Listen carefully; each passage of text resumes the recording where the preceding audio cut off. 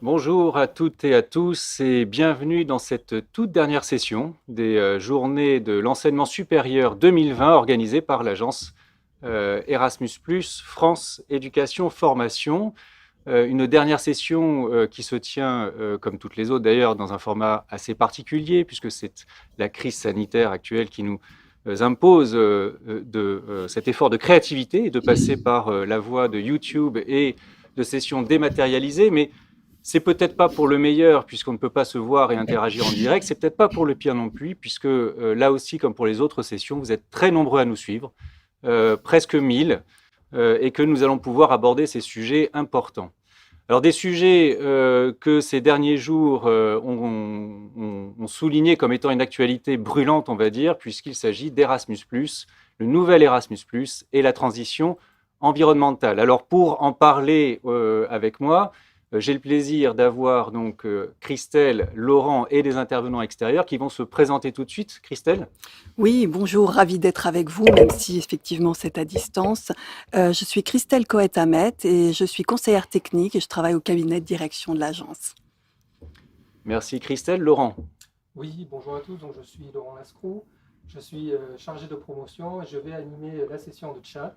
Alors si vous voulez réagir, si vous voulez poser des questions, si vous voulez apporter un commentaire tout simplement, rien de plus simple, vous vous connectez sur le site Slido, S-L-I-D-O, Slido, avec le mot de passe Erasmus et on partagera les réactions en direct au fil de l'eau. Voilà, merci voulez, Laurent. voilà, je suis effectivement, n'hésitez pas, utilisez ce chat et nous nous efforcerons évidemment de répondre à un maximum de questions. Et puis avec nous également, alors en connexion distante, nous avons Camille Pernel de l'Université de Montpellier. Camille.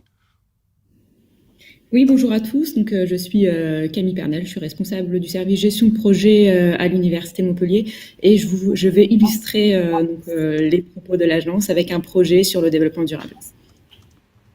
Merci Camille. Et également Marion Barèche et Joël Hitt. Alors vous êtes de l'Université Gustave Eiffel de Marne-la-Vallée. Oui, bonjour, donc Maria Barèche, je suis ingénieure de projets européens internationaux au service des relations internationales de l'Université Gustave Eiffel. Bonjour, Joël Hitt, donc moi je suis maître de conférence à l'Université Gustave Eiffel et donc je vais vous parler du projet Lotus qui est un exemple de projet Erasmus+, autour de la transition énergétique. Voilà, les présentations sont faites, on peut rentrer maintenant dans le vif du sujet. Alors, d'abord, Christelle, il est important de resituer quand même ce sujet dans un contexte plus général, qui est un contexte qui n'est pas tout à fait nouveau. Hein. Tout à fait. Si vous voulez bien, je vais commencer par quelques chiffres. 250 millions, c'est le nombre de personnes qui auront été déplacées au milieu de ce siècle à cause de la dégradation de l'environnement et du changement climatique. 8 millions, c'est le nombre de tonnes qui sont déversées chaque année dans les océans. Et enfin, 60%, c'est le pourcentage de la population de vertébrés qui a disparu entre 1970 et 2014. Voilà quelques chiffres qui sont extraits d'un rapport sur l'état de la planète de l'ONU, publié par l'ONU en 2019.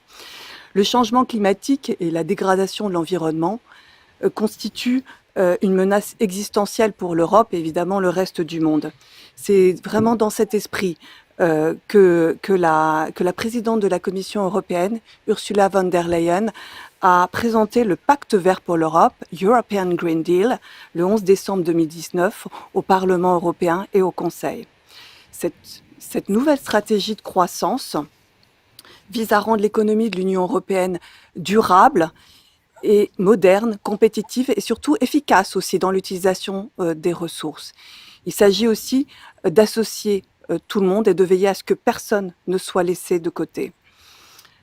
L'urgence climatique et environnementale est là et l'ambition est tout à fait considérable. Elle doit irriguer l'ensemble des politiques publiques de l'Union européenne. Et d'ailleurs, la Commission européenne demande à ce que le budget soit de 25% du budget à long terme de l'Union européenne, y soit consacré. 25%, c'est quand même un quart du budget. La Commission européenne a présenté d'ailleurs une feuille de route pour aller vers une première loi climatique européenne, avec un certain nombre de jalons qui ont déjà été posés. À la fois une proposition de loi sur le climat pour que les émissions nettes de gaz à effet de serre soient rendues nulles d'ici 2050. Une présentation aussi d'une stratégie de la ferme à la table pour rendre nos systèmes alimentaires plus durables. Et puis une présentation de la stratégie en faveur de la biodiversité à l'horizon 2030, etc. Beaucoup de jalons sont déjà posés. Une vraie stratégie est en marche. Oui, donc c'est vraiment un paquet global et qui répond, qui plus est, à une vraie préoccupation des citoyens. Absolument, absolument. Ça répond tout à fait à une préoccupation des citoyens européens. Et d'ailleurs, l'enquête Eurobaromètre qui a été publiée en mars dernier le met vraiment en avant parce que 94% des citoyens européens pensent que la protection de l'environnement est importante pour eux. 53% pensent que c'est très important. Et même 70% pensent que ça a un réel impact à la fois sur leur vie quotidienne et sur leur santé. Et puis, à cela, il faut ajouter aussi une prise de position des jeunes, celle que vous formez dans vos établissements, très forte, parce qu'on a pu notamment la mesurer lors des marches pour le climat qui se sont déroulées un peu partout en Europe et qui ont rassemblé un grand nombre de jeunes. Au niveau national, effectivement, on a vu aussi un certain nombre un intérêt très fort des citoyens, notamment en France et le week-end dernier. Et puis, je pense aussi aux prises de position qui ont été prises récemment justement par des grands acteurs de l'enseignement supérieur et notamment la prise de position et la tribune qui a été publiée le 5 juin à l'occasion de la Journée mondiale de l'environnement, le 5 juin dernier, par la CPU et la FAGE et qui s'inscrivait justement dans une prise de position précédente qui avait réuni la CPU, la CDFI, la conférence des directeurs d'écoles d'ingénieurs et la conférence des grandes écoles, et qui disait en gros, il faut intégrer la transition écologique de manière transversale dans les cursus, quelle que soit la filière.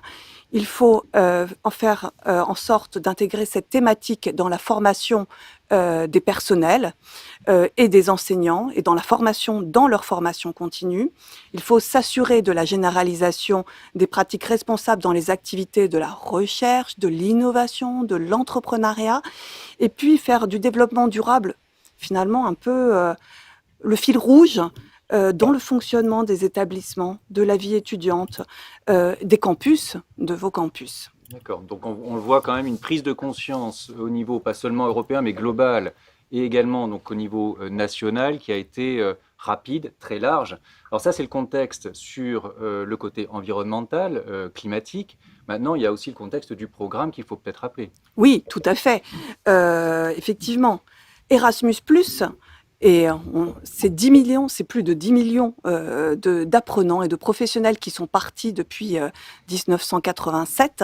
Donc c'est un très gros succès. Pour la période 2014-2020, c'est-à-dire le programme actuel, celui sur lequel vous êtes aujourd'hui, l'objectif, et il sera largement atteint, c'était 4 millions de mobilités, c'est-à-dire une moyenne par an, même si en réalité les chiffres sont progressifs selon les années, mais la moyenne c'est 312 500 mobilités en gros, alors que pour 2021-2027, on est dans une projection très très différente en effet. C'est là 12 millions de mobilités prévisionnelles qui sont prévues, avec près de 1,7 million de personnes qui devraient partir en mobilité. Donc on change totalement d'échelle. Ce sont les chiffres pour l'ensemble des pays européens, bien sûr. Hein. Alors, et tout ça, c'est un ensemble d'expériences très riches. Et tout ça, c'est un ensemble d'expériences très riches, effectivement, Sébastien. La mobilité, c'est une expérience, je pense, pour tous ceux qui l'ont vécu, et vous le voyez dans vos bureaux de relations internationales de façon très, très, très concrète.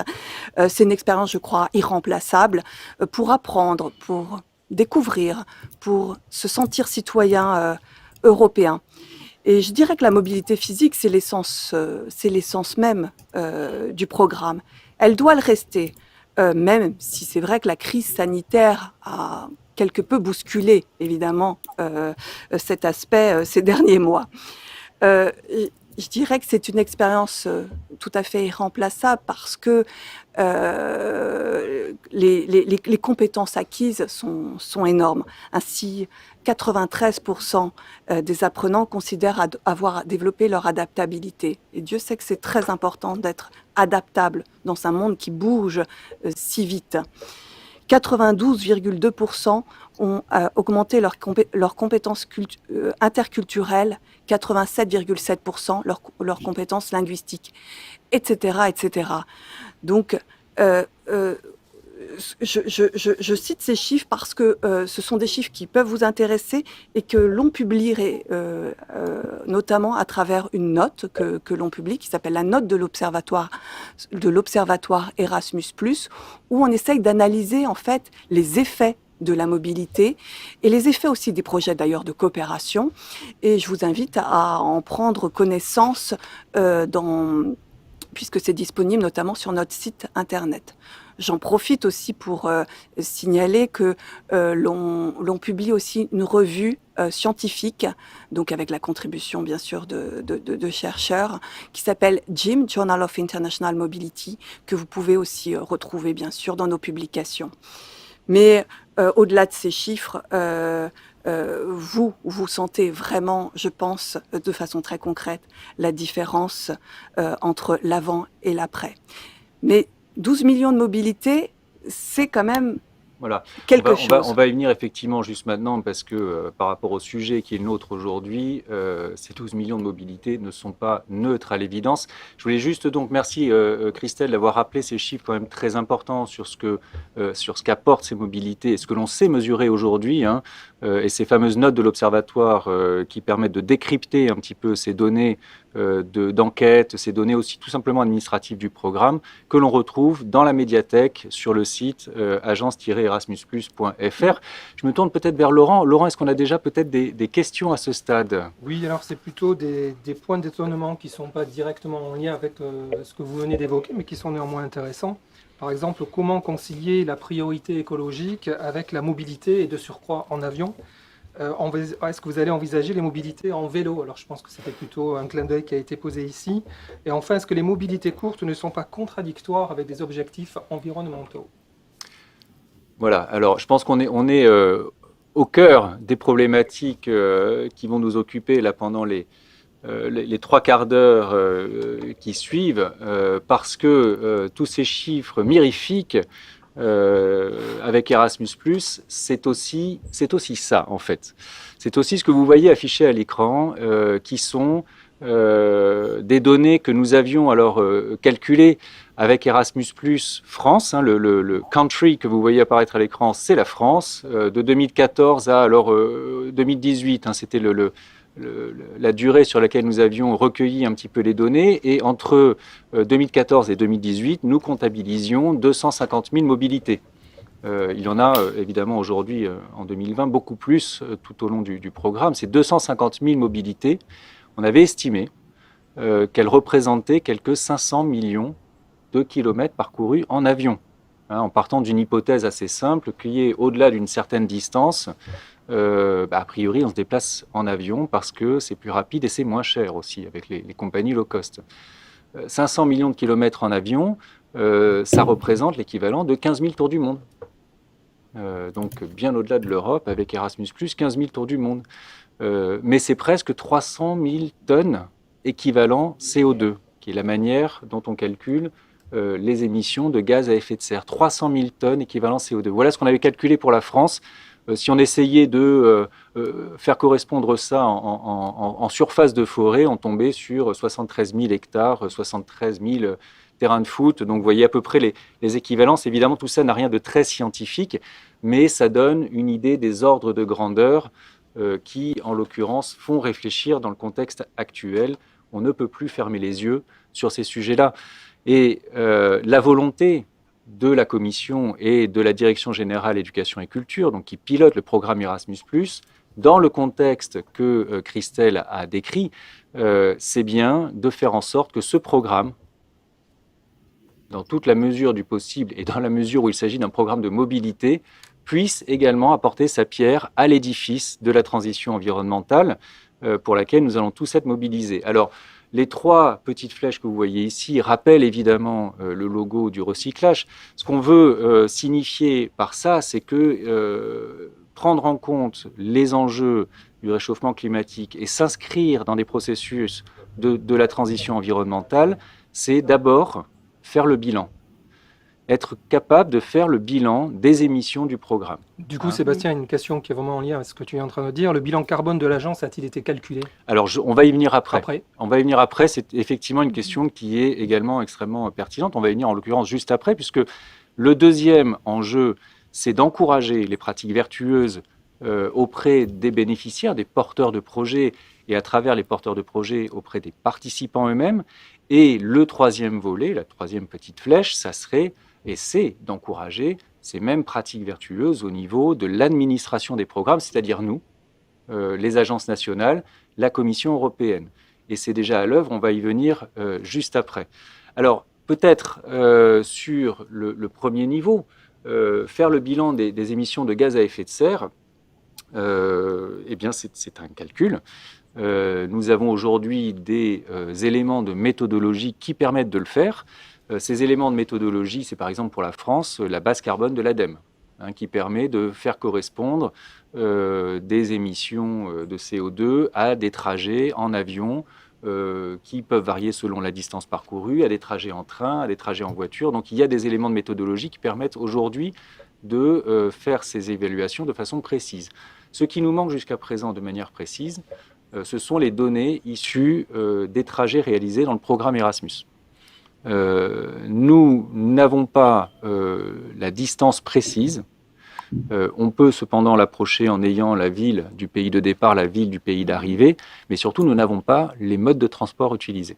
Et ça, c'est une donnée qui est absolument indispensable si l'on veut faire un bilan carbone digne de ce nom. Donc ce bilan carbone, si on veut le réaliser pour le programme, il va falloir adapter nos outils qui sont à la base des outils de reporting et qui vont nous permettre d'obtenir ces mesures.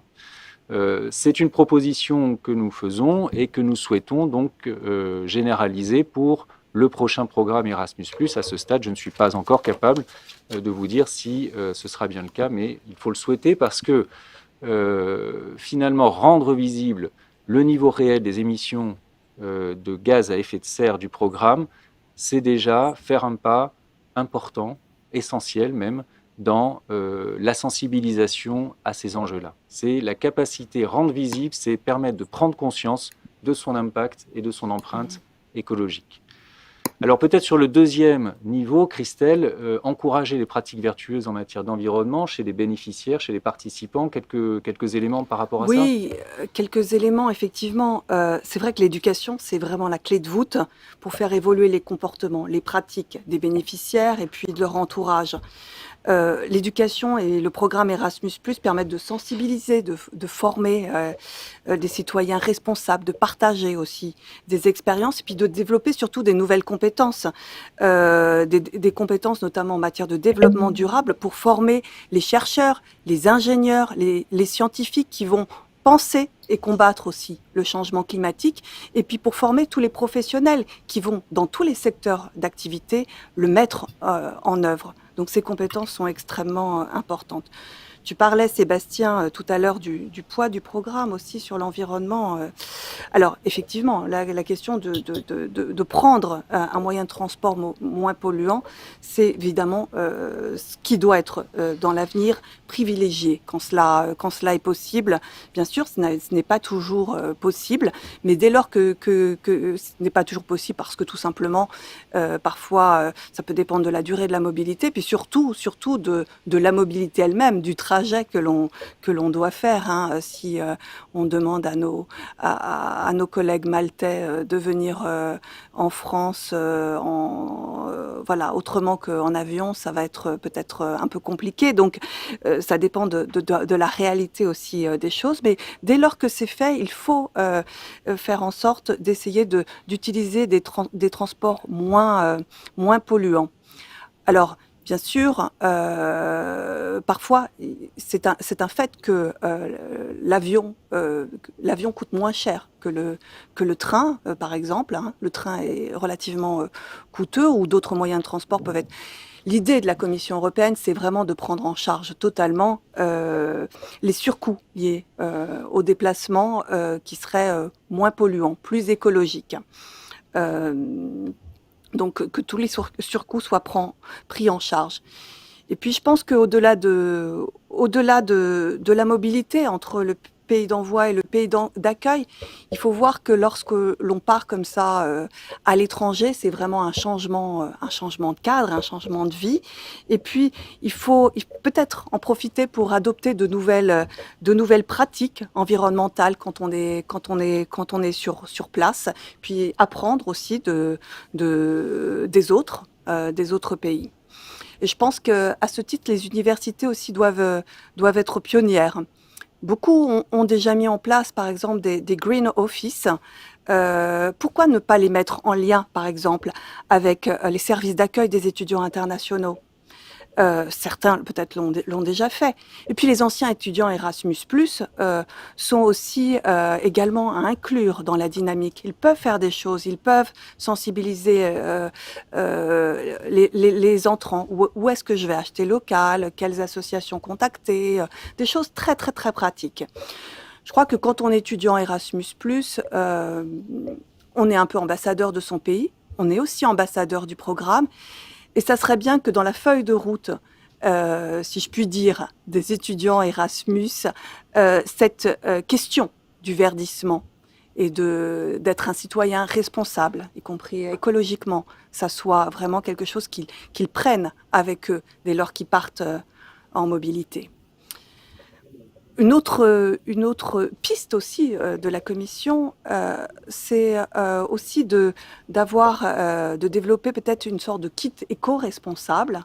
C'est quelque chose qui a été aussi réfléchi au niveau des agences, hein, c'est-à-dire afficher de manière un petit peu simple, conviviale, les gestes que l'on peut faire ou que l'on devrait faire, d'ailleurs, pour limiter son impact environnemental.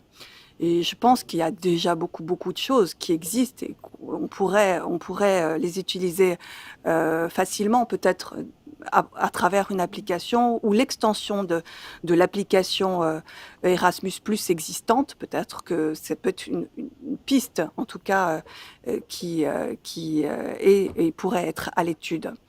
Et puis, pour tous les porteurs de projets, l'idée d'avoir une checklist qui guide pas à pas dans la mise en œuvre de son projet vers une perspective plus verte, je pense que c'est aussi une des pistes de la Commission européenne que je ne vais pas développer parce que tu vas donner, Sébastien, l'exemple de l'agence à ce sujet. Je pense que ça pourra être quelque chose d'un petit peu inspirant pour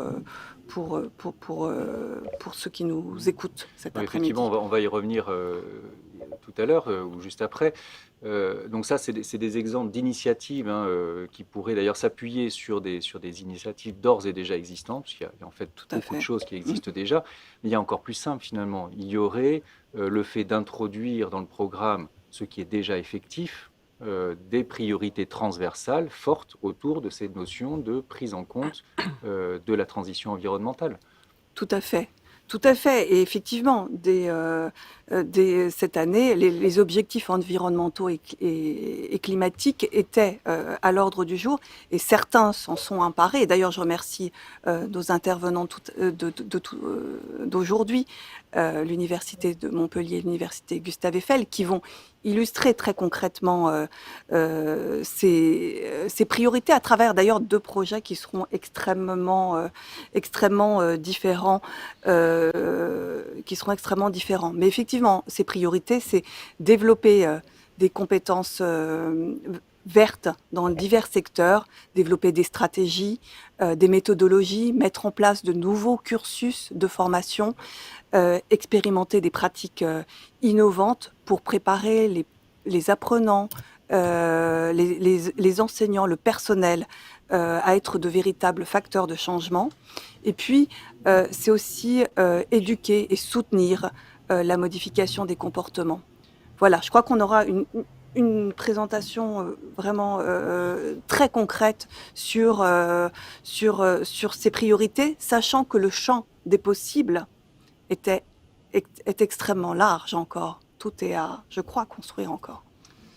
Oui, et il faut le construire vite. Alors c'est vrai que troisième étage, là, ou troisième axe que l'on présentait, troisième petite flèche, c'est comment nous, les agences nationales, essayons d'apporter notre petit caillou à ce grand édifice, complexe édifice. Ce petit caillou, en fait, on l'apporte alors en ayant élaboré une charte des gestes éco-responsables à l'agence, donc avec tout un processus là aussi de sensibilisation et de formation des collègues. Ça va des choses les plus simple, c'est-à-dire que nous n'avons plus de gobelets plastiques, on a distribué à tout le monde des gourdes qui étaient alors en plastique recyclable dans un premier temps, et puis depuis aujourd'hui même en l'occurrence en verre, donc pour que ce soit qu'on évite d'utiliser tout simplement des contenants jetables. Une action peut-être qui est un peu plus impactante pour le coup sur la question de la prise en compte de l'empreinte environnementale de l'agence, c'est l'effort réalisé sur les transports qui se traduit de 2 façons, qui est à la fois un effort de réduction de la distance parcourue, prise en compte aussi des moyens de transport utilisés, et pour la partie qui demeure, puisqu'on peut s'efforcer de réduire, il y aura toujours des émissions liées à nos déplacements, une compensation de ces émissions à travers un projet et à travers l'organisme EcoAct, en fait, qui se fait l'intermédiaire pour la compensation de ces émissions. Alors, je ne sais pas si le graphique que nous avons à l'écran peut apparaître aussi sur votre propre écran. On a essayé de représenter ça de façon graphique, donc, avec des histogrammes, 3 barres oranges qui représentent les émissions liées au déplacement des agents d'Erasmus+ France, dont vous constatez qu'ils sont en baisse continue depuis 2017. Alors, il faut être honnête aussi, pour des raisons qui sont parfois un petit peu exogènes, on va dire, et qui sont liées, par exemple, en 2018 au fait que nous avons déménagé, et donc ces périodes de déménagement ont forcément, pendant cette période-là, réduit le nombre des déplacements. Et puis en 2019, c'est l'impact des grèves qui avaient immobilisé les transports en France au cours des mois de novembre et décembre, et donc qui forcément avait là aussi impliqué presque un arrêt des déplacements de chacun. Mais ce qui est intéressant, c'est que vous voyez apparaître sur l'année 2019 2 autres barres, une grise beaucoup plus élevée. C'est que pour 2019, nous avons souhaité prendre en compte également, prendre en compte et donc compenser les émissions des personnels extérieurs à l'agence, et notamment de l'ensemble des experts évaluateurs qui interviennent sur l'évaluation des candidatures chaque année. Vous voyez que ça représente un volume important, non pas tant en termes de distance parcourue en fait, que de moyens de transport utilisés, puisque ces experts évaluateurs, pour des raisons de temps principalement, utilisent principalement l'avion. Donc là, on sait qu'on va avoir un effort particulier à mener. La toute petite barre bleue que l'on voit apparaître en 2019 sur la gauche, c'est une nouvelle mesure, et c'est quelque part une innovation.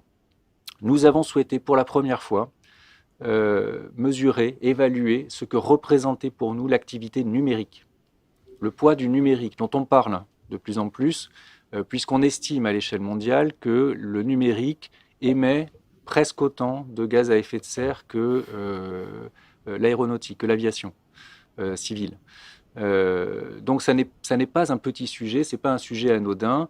En l'occurrence, là, ce que l'on constate avec soulagement quelque part, c'est que l'ensemble de l'activité numérique de l'agence, sur une année normale, hors crise sanitaire, hors Covid, hors journée de l'enseignement supérieur intégralement en ligne, sur une année normale, ça représente l'équivalent de 138 kilos équivalent CO2 par agent, ce qui reste un niveau plutôt modeste. Et le consultant qui nous a accompagnés sur ce sujet a pu nous affirmer qu'on avait déjà des pratiques qui étaient relativement optimisées, c'est-à-dire qu'on avait une durée d'amortissement de nos matériels qui était plus longue que ce que l'on constate généralement, que lorsque nous postions des vidéos en ligne, elles étaient d'ores et déjà dans un format compressé, réduit, etc. etc. Donc voilà, ça c'est une mesure qu'on a tenu à faire au niveau de l'agence, qu'on reproduira d'année en année, et notamment pour cette année très exceptionnelle qu'est l'année 2020, puisque on verra les deux barres de droite liées au déplacement vraisemblablement à des niveaux très bas. Par contre, celle de gauche pourrait avoir pas mal remonté. Donc ça, c'est au niveau des agences nationales. L'exemple de la France, nous sommes évidemment et heureusement pas les seuls. On sait qu'il y a des agences qui sont très, très motrices aussi sur ces sujets. Je pense aux Finlandais, je pense à nos amis belges néerlandophones, sur le volet jeunesse en particulier.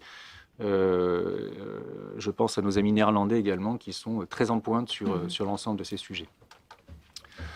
Au niveau de la Commission européenne, et sans nous étendre trop sur ce point-là, puisque en réalité, ce sont des points que vous avez pu voir au cours de ces journées, à travers les ateliers dédiés à la mobilité hybride, à travers les ateliers dédiés surtout à la mobilité dite virtuelle, aux activités virtuelles, à travers le développement des services comme la carte européenne étudiante, etc. Donc là, ce sont aussi des initiatives alors qui ne sont pas mises en œuvre dans le but exclusif de contribuer à la transition environnementale, mais qui y contribuent néanmoins. Donc ça mérite d'être souligné. Et évidemment, mais nous pourrons peut-être y revenir avec des questions et sur des points peut-être un peu plus précis, évidemment, ceux qui se préparent dans le cadre du prochain programme. Peut-être, Laurent, d'ailleurs, on peut faire une incursion sur le chat. Certains internautes ont souligné justement ce côté paradoxal de la Commission européenne qui œuvre pour tout mettre en place un usage important donc, du numérique, notamment à travers les plateformes et les initiatives que tu viens citer. Donc il y a eu des remarques qui disent « mais est-ce que ce n'est pas contradictoire finalement ?» Beaucoup de réactions également sur les mobilités douces. Alors, ok, tout le monde en est d'accord, mais est-ce que l'agence ne pourrait pas faire du lobbying auprès donc, de la CE pour faire en sorte que le train reste mis en marché, parce que ça reste encore un coût qui est extrêmement prohibitif. Voilà quelques questions qui... Alors, sur la question des plateformes, il faut comprendre que c'est lié à l'empreinte carbone de l'activité virtuelle, qui en l'occurrence n'est pas égale à zéro, comme on vient de le voir. Tout ce qui est data center, numérique, données. Voilà. Ce que l'on a pu constater à travers les mesures que je vous ai montrées notamment, c'est que, en tout état de cause, une activité virtuelle qui implique donc de passer par les réseaux Internet aura toujours moins d'empreintes qu'une mobilité physique. Ça, c'est un fait. D'accord ? Comme tu le soulignais, Christelle, il ne s'agit pas pour autant de dire que tout doit basculer sur du virtuel, autrement, ça n'est plus Erasmus.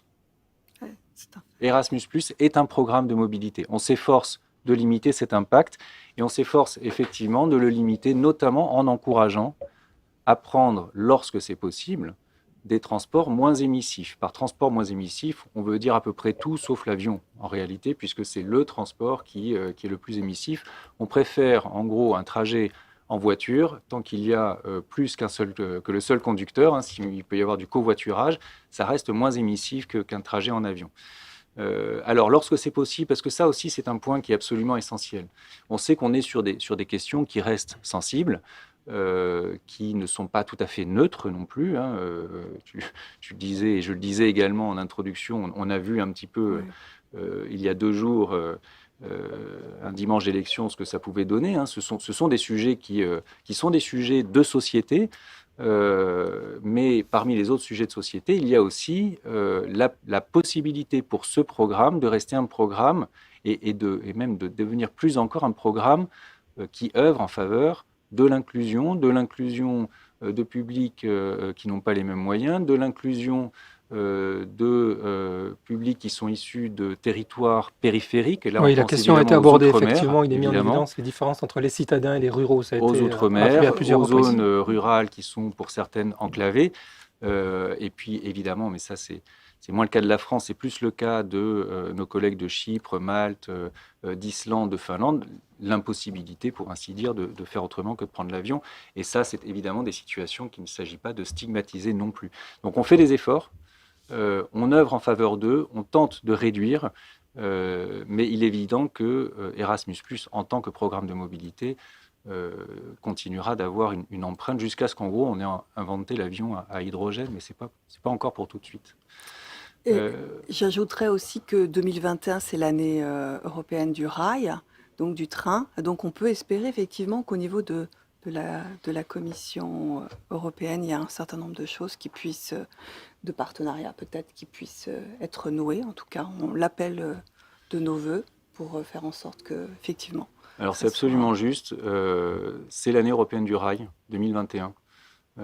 Et donc à ce titre-là, il y a probablement des initiatives à mener, il y a probablement une dynamique à mettre en place pour que le train, encore une fois là où c'est possible, soit plus largement utilisé, et en tout cas que ça devienne un réflexe en fait, puisque c'est là qu'est l'enjeu. Il y a bien des fois où c'est possible, on ne le prend pas parce qu'on manque de temps, et parce que, objectivement, c'est vrai que c'est un coût bien souvent qui est supérieur. Cette année européenne du rail, on peut souhaiter qu'elle change un petit peu la donne. Est-ce que l'on passe peut-être à la suite, et qui est notamment donc de demander à nos intervenants de nous apporter un éclairage par rapport aussi à leur expérience et aux projets qu'ils ont pu mener, peut-être donc Camille dans un premier temps? Oui, alors ça y est, vous m'entendez? Oui. Oui, donc vous m'entendez, hein, là je peux On vous commencer, c'est entend. ça? D'accord. Donc pour effectivement rebondir sur vos propos à tous les deux et sur les possibilités offertes par le programme Erasmus, je vais vous parler donc de notre projet UniEco. Donc UniEco est un projet de partenariat stratégique qui a été donc financé par le programme Erasmus à hauteur de 422 000 € et des poussières, et qui vise à mettre au cœur du développement durable les étudiants et les personnels des universités. Donc c'est un projet qui a pour spécificité d'être un projet citoyen, accessible à tous, et qui n'est pas issu de la recherche et de la formation, comme c'est souvent le cas dans les universités où les projets sont portés par des enseignants-chercheurs. Donc c'est un projet plutôt bottom-up qui a été rédigé par les personnels de l'université pour les étudiants et le personnel. D'abord, dans un premier temps, c'était à viser des personnels et on l'a élargi en fin de candidature aux étudiants sur demande d'un partenaire. Donc l'université de Montpellier est une université qui est donc première mondiale en écologie au sein du classement de Shanghai. Elle a donc une reconnaissance du travail de ses enseignants-chercheurs dans le domaine de la protection de l'environnement. En revanche, au niveau institutionnel, au moment de la rédaction du projet, on était loin d'être sur le même niveau, avec en parallèle une forte demande, une demande croissante de la part des personnels sur le sujet, notamment en termes de visibilité. Donc on a donc une initiative qui est partie d'une volonté de donner un coup de pouce sur le sujet du développement durable en allant chercher chez nos partenaires européens ce qui se faisait de mieux un petit peu en la matière. Donc au moment du dépôt de la candidature, on était en pleine rédaction de notre grand projet d'université européenne, donc Charmilles, qu'on a obtenu, et qui est donc centré sur les grands défis de demain, avec une place centrale pour les ODD forcément. Donc ça nous a paru à ce moment-là logique de choisir les mêmes partenaires pour à la fois créer des synergies entre les deux projets, mais aussi pour profiter du dynamisme de l'appel à projets. Et donc dans ces 7 partenaires, il y a différents niveaux d'intégration du développement durable, mais avec 2 universités qui sortent du lot, qui sont l'université d'Utrecht aux Pays-Bas et le Trinity College de Dublin, qui sont très avancés en termes de développement durable, très axés sur le participatif et notamment qui ont des green office dont on va pouvoir s'inspirer. On a donc rédigé ensemble cette candidature. sur un projet qui répondait donc à la fois aux priorités européennes, nationales, institutionnelles, notamment pour l'Université de Montpellier, qui à ce moment était aussi en phase de dialogue stratégique avec ses tutelles et qui a mis au cœur de ses priorités le développement durable. C'est donc un projet qui bénéficie dès le début d'une réelle volonté politique de l'université et qui tourne autour de 3 grands axes qui sont sensibiliser, coopérer et contribuer. Donc sensibiliser, donc sur notre premier axe, c'est l'idée de diffuser de l'information portant sur les ODD. Et donc pour cela, dans le cadre du projet, on va réaliser ce qu'on appelle des capsules pédagogiques qui vont être des courtes vidéos pertinentes sur des thématiques comme le zéro déchet, des thématiques qu'on aura au préalable définies en faisant une phase d'état des lieux. C'est un peu ce qu'on fait toujours dans les projets européens. On fait un état des lieux chez nos partenaires du développement durable et puis après, on fixe nos priorités. Le deuxième axe, c'est coopérer. Donc coopérer avec ici l'objectif d'amener la communauté universitaire à s'investir en proposant des mini-projets écologiques, des mini-défis, ce qu'on appelle nous les challenges, et qui vont être portés par des individus et avec l'objectif de favoriser les bonnes pratiques dans l'établissement, mais aussi entre les partenaires. Le troisième axe, c'est contribuer. Donc on va mettre en place un Living Lab qui va avoir pour objectif donc, de partager des ressources sur le développement durable, donc sur les ODD, avec la mise en place d'une plateforme numérique sur laquelle les personnels pourront échanger avec les étudiants, notamment via un comité d'idées qui pourra se réunir et proposer à notre comité de pilotage des actions pertinentes.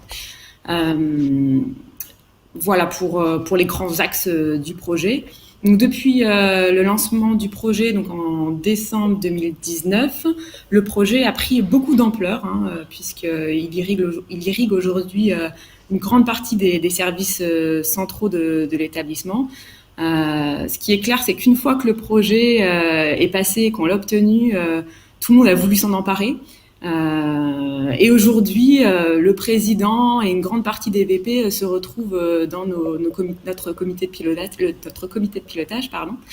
ce qui est assez logique puisque du coup les ODD touchent à tous les domaines. Donc parmi les vice-présidents les plus actifs, on a notamment le vice-président étudiant, notre VPRI, notre VP responsabilité sociale et notre VP immobilier développement durable. Donc là, la composition de ce copil, elle dénote complètement avec les autres projets européens, puisque un partenariat stratégique, finalement, ça reste un petit projet à l'échelle de l'établissement, un projet aux ressources limitées. Et il y a d'abord eu une confusion au moment où le projet a été retenu avec le terme même de partenariat stratégique, qui donne l'impression d'un projet structurant, impliquant beaucoup de ressources. Donc beaucoup de gens se sont un petit peu enflammés autour du projet en pensant qu'on allait pouvoir embaucher du personnel, financer de gros projets. Donc je vous le rappelle, 422 000 €, c'est quand même limité, mais c'est un vrai coup de pouce puisque ça nous permet d'avoir un personnel en partie payé sur le projet et puis de pouvoir travailler dans de bonnes conditions avec nos partenaires. Il y a en fait deux côtés, on va dire deux côtés positifs à l'investissement à ce niveau-là dans le projet. Donc le niveau politique va nous permettre finalement d'aller beaucoup plus loin. Donc aujourd'hui, on discute de lancement interne, de comment on pourrait intégrer davantage les étudiants, comment est-ce qu'on pourrait pas faire finalement ce green office, donc avoir un lieu qui serait pas seulement virtuel mais physique. Donc ça, c'est l'avantage. Le côté un peu moins positif, c'est bien évidemment ce côté politique stratégique qui nous fait perdre de l'agilité. Parce que le développement durable, finalement, c'est tellement prioritaire, il y a tellement d'attentes que le sujet devient à certains moments sensible. Et du coup, sur toute la première phase du projet, sur l'état des lieux, sur la mise en place des questionnaires, on a pris beaucoup de temps parce qu'il fallait être sûr de pouvoir être en phase aussi avec notre stratégie d'établissement. Donc, pour conclure en quelques mots donc, sur le projet, je pourrais vous dire que oui, certes, c'est un petit projet, mais très ambitieux, avec beaucoup d'attentes. C'est en tout cas une très belle opportunité pour nous de prendre la main sur un sujet qui nous tenait à cœur et de le rendre accessible à tous. Hein, vraiment, je vais pu vous en parler un petit peu, je sais que mon temps est limité, mais c'est un sujet qui est vraiment transverse au niveau de tous les départements et pas seulement au niveau de la direction des relations internationales et qui fait même écho dans les composantes de l'université. Donc une belle réussite en tout cas pour nous, même si ça fait que 6 mois, donc on ne voit pas encore les aboutissements du projet. Concret. Merci beaucoup Camille pour ce témoignage et qui souligne, je pense, plusieurs choses. Hein. Si j'en prends juste 2, vous avez souligné l'importance du portage politique à cet égard sur un projet de ce type-là. Et puis vous avez aussi souligné le fait que c'est un thème qui est un vrai thème de société sur lequel il y a parfois des projets de société, des conceptions de la société qui s'affrontent et qu'on est aussi sur un thème qui peut être sensible. Donc ça, c'est aussi une dimension qu'il faut savoir prendre en compte. Est-ce que Laurent, sur cette première intervention, il y aurait peut-être des réactions, des questions? Intervention, pas du tout. Pas, Juste un pas trait d'humour nécessairement. à la limite. On nous souhaite un bon courage pour un Paris-Riga en train. Mais sinon, pas de réaction Voilà. directement Bon, en lien donc, avec l'intervention de... Donc le Paris-Riga en train, c'était sur les interventions précédentes, mais qui souligne bien, effectivement, parfois la difficulté, surtout quand on y va pour un séminaire de 2 jours, une visite d'études. Effectivement, il faut la durée il faut aimer le voyage en train. est importante. On va passer alors à la deuxième illustration. Donc Maria et Joël de l'université Gustave Eiffel avec le projet Lotus. Alors je ne sais pas lequel de vous deux prend le... Maria, je pense. Maria, non donc qui s'exprime Oui. en premier. On vous laisse la main. Vous m'entendez? Vous m'entendez? On vous On entend. peut commencer. On vous entend. Bon, très bien.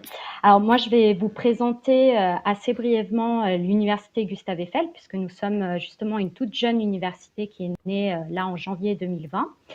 Je vous parlerai justement de notre engagement dans l'un des enjeux majeurs de nos sociétés, qui est celui de la ville durable. Et puis, je céderai la parole à mon collègue Joël qui vous présentera, lui, donc notre projet Lotus, qui est un partenariat stratégique auquel nous participons.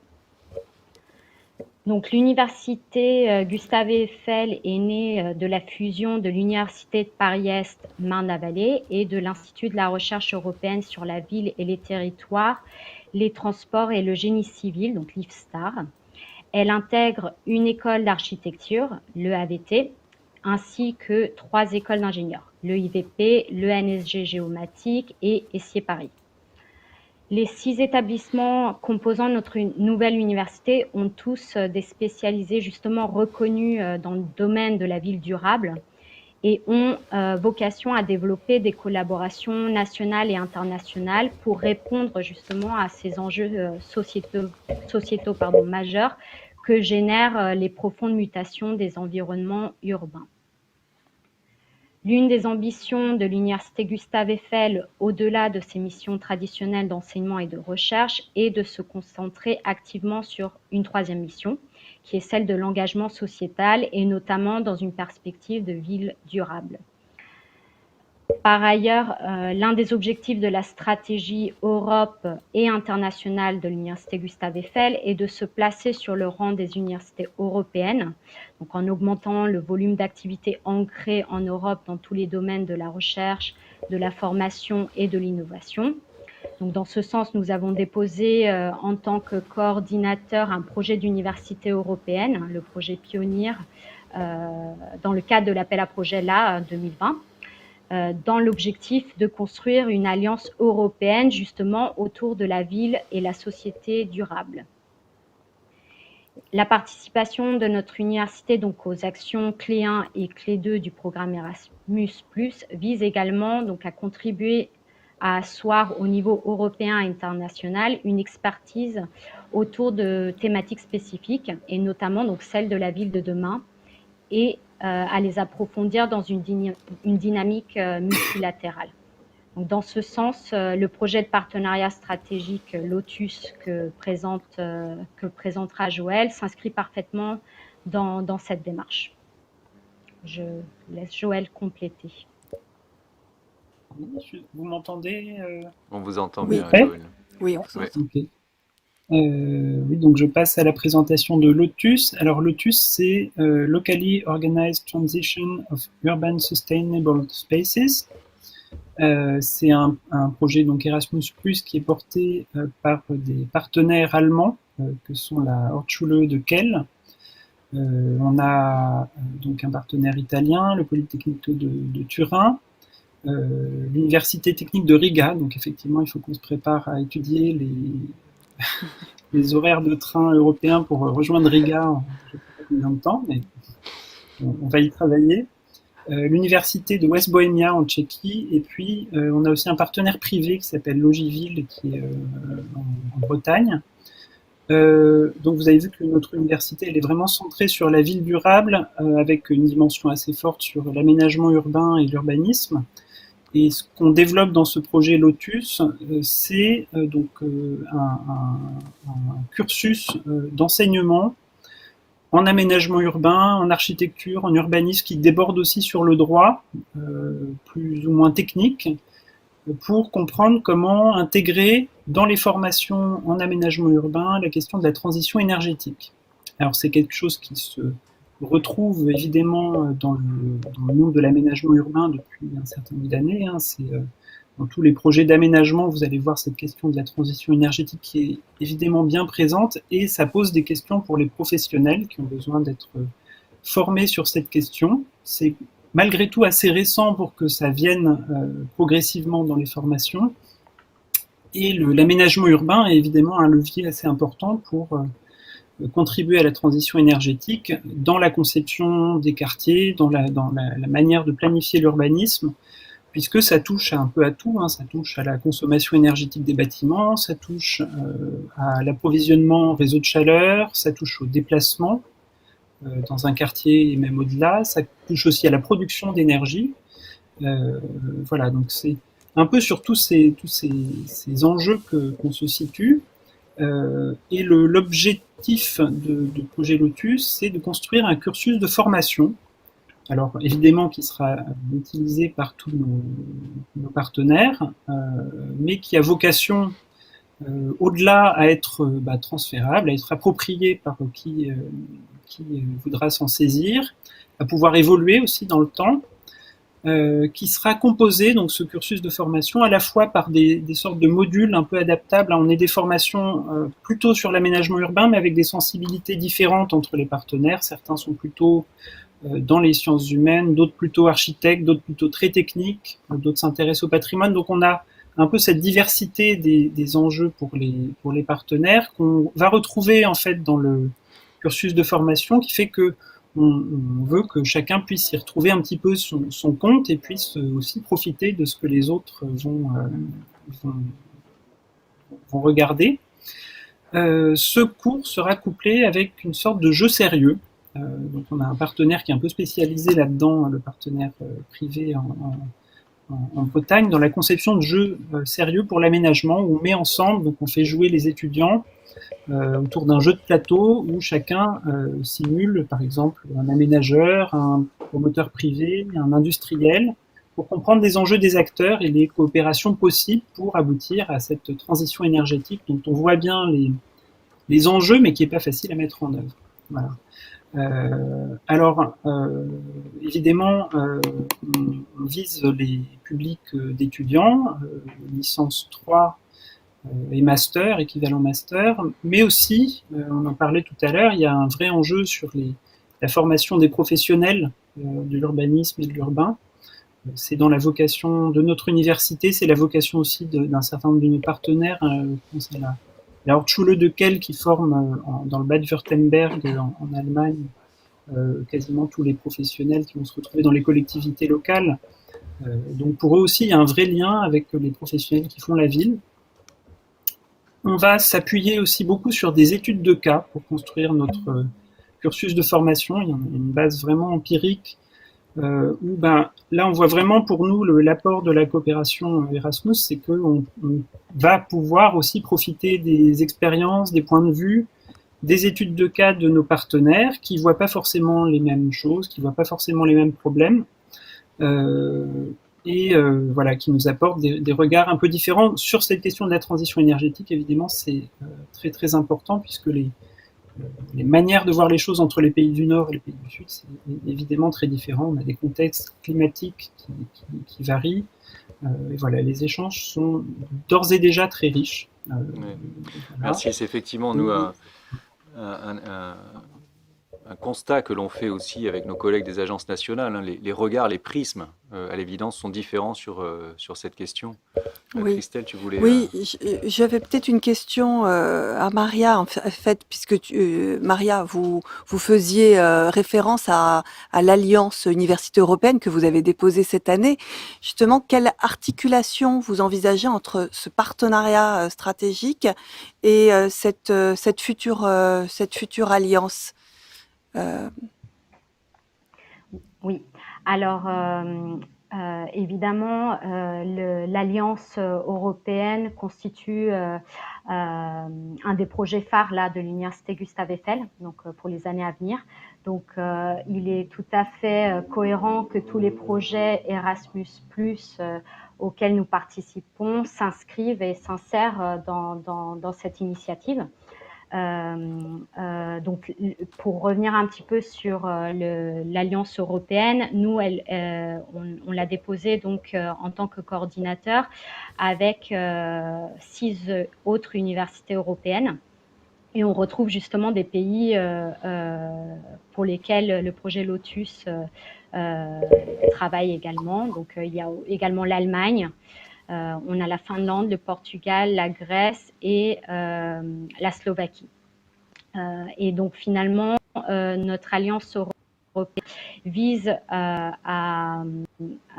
co-créer, enfin, à proposer en fait une offre de formation innovante et multidisciplinaire dans laquelle les étudiants pourront apprendre, faire de la recherche, penser et co-créer des services justement et des solutions pour les sociétés et les villes durables de demain. Donc le projet Lotus s'insère complètement dans cette dynamique. Même si nous avons dans l'Alliance européenne présélectionné 6 domaines spécifiques, mais on va bien sûr retrouver des thématiques très voisines du projet Lotus et de la transition écologique. Merci Maria, c'est toujours très intéressant de voir à quel point il peut y avoir des articulations tout à fait pertinentes entre un projet et l'autre qui a une ambition évidemment très très très forte. Ensuite l'alliance, mais comment voilà on peut créer quelque part des projets et des ambitions de façon un petit peu modulaire, je dirais. Comment est-ce qu'on articule effectivement des instruments financiers au service d'une ambition plus générale. Alors je me tourne vers notre modérateur en chef, Laurent. Oui, alors pour le coup, ça ne sera pas des questions, ça sera des idées cette fois-ci qui ont été formulées par les participants. La première, le transport pourrait être un élément qualitatif d'une candidature Erasmus+. On pourrait également envisager d'avoir des organismes partenaires recommandés. Et enfin, à terme, le sujet de l'environnement devrait rapporter des points supplémentaires dans une candidature Erasmus. Alors merci effectivement pour ces propositions. Je relèverai simplement que c'est déjà le cas pour la dernière. Puisque pour ceux qui ont déposé une candidature dans le cadre de l'appel à proposition 2020, une candidature de partenariat, Action Clé 2, vous avez peut-être vu apparaître, alors il faut aller chercher la circulaire annuelle paraissant au bulletin officiel de l'ESRI, mais qui est disponible sur notre plateforme Pénélope. Et vous avez peut-être vu apparaître à côté des 3 priorités européennes dans le contexte national, c'est leur nom officiel, attention, qui portent plutôt sur les sujets liés au handicap, à l'inclusion, aux compétences de base, une 4e priorité en 2020 qui était autour du rôle de l'éducation et de la formation dans la transition environnementale. Donc ça, c'est déjà le cas. Les organisations qui cochaient cette priorité et dont le projet, évidemment, porter sur le fond sur ces sujets, comme par exemple les 2 illustrations que nous avons pu entendre, ces projets-là pouvaient avoir jusqu'à 3 points supplémentaires dans la limite des 30 points dédiés à la partie objectif du projet. Donc ça fait partie des innovations qu'on a introduites dès 2020. Je relèverai également que la Commission a, dans le guide du programme 2020, et ça vous le savez aussi, pris en compte à travers la ligne coût exceptionnel, alors qui n'est pas d'un maniement administratif et financier des plus aisés, mais a néanmoins pu prendre en compte les surcoûts liés à des transports moins émissifs. Si, par exemple, un étudiant souhaite prendre le train pour aller à Riga, c'est possible, ça lui coûte plus cher, il est possible de justifier sur frais réels et le programme prendra jusqu'à 80% de cette dépense-là. Donc ça, ce sont des innovations. On attend de voir comment, concrètement, ça va se traduire dans les futures règles de financement du programme. Ce sont des sujets qui sont encore en discussion en ce moment, donc on ne peut rien en révéler. Mais à l'évidence, c'est un aspect qui sera pris en compte dans le programme 2021-2027. Ça va aller très vite désormais, puisque on attend évidemment des éléments beaucoup plus concrets d'ici la fin de l'année. Ce qu'il doit intervenir avant, c'est un accord au niveau européen entre les chefs d'État et de gouvernement et le Parlement européen sur le budget de l'Union et donc sur le budget d'Erasmus+. Est-ce que peut-être il y a d'autres questions, d'autres réactions? Des réactions un petit peu liées à l'actualité, du style la suppression des navettes Air France, Ville-de-Province-Paris, forcément, donc ça aura aussi des conséquences. Bien sûr. Donc, voilà, c'est pas des questions, mais plutôt donc des réactions liées au contexte de l'actualité. Voilà, donc je crois qu'on a fait, sincèrement, on a fait le tour. On a pris le temps, on arrive maintenant au terme de cet atelier. C'est vrai qu'on a fait un tour qui reste toujours un tour très rapide, mais d'abord, je voudrais vous remercier tous les deux, Christelle, Laurent, pour votre participation. Remercier évidemment nos intervenants qui étaient avec nous, donc Camille, Maria, Joël. Et puis surtout, vous remercier, vous, participants. Vous avez été encore une fois très nombreux, actifs, on l'a vu, encore maintenant. Et vous avez été très nombreux sur l'ensemble de ces journées de l'enseignement supérieur. Donc ça marque un vrai succès sous ce format très particulier, très nouveau pour nous aussi, puisque l'exercice qu'on est en train de faire nous est totalement neuf. Donc on espère que ça aurait été aussi une expérience agréable pour ce qui vous concerne. Je voulais aussi tout particulièrement remercier quand même les collègues qui sont assis derrière de l'équipe de l'enseignement supérieur, parce que c'est eux qui ont mis en place tout ce montage, qui ont fait en sorte que tout fonctionne et qui vous auront permis de suivre pendant cette journée et demie l'ensemble des travaux et des interventions. Donc merci beaucoup à l'équipe là-bas. Voilà, les présentations, je le rappelle, ça a déjà été dit je crois, mais je le rappelle, seront disponibles d'ici une semaine environ sur le site web, donc vous pourrez les revisionner. Et puis, évidemment, nous reviendrons vers vous très rapidement avec des précisions sur l'ensemble des nouveautés qui ont été abordées, les mobilités hybrides, même si leur mise en œuvre a été un peu précipitée avec la crise sanitaire, la carte européenne étudiante qui connaît donc un déploiement très rapide, le nouvel Europass a également été abordé, évoqué, c'est un élément très important dans la suite de ce programme et pour les apprenants, pour les étudiants. Et puis évidemment donc ces aspects liés au ce qu'on appelle le verdissement du programme. Merci beaucoup. On espère vous retrouver, en tout cas pour beaucoup d'entre vous, en présentiel en 2021, avant évidemment sur d'autres échéances, mais en tout cas pour les journées de l'enseignement supérieur en 2021, l'an prochain. Merci encore, à bientôt.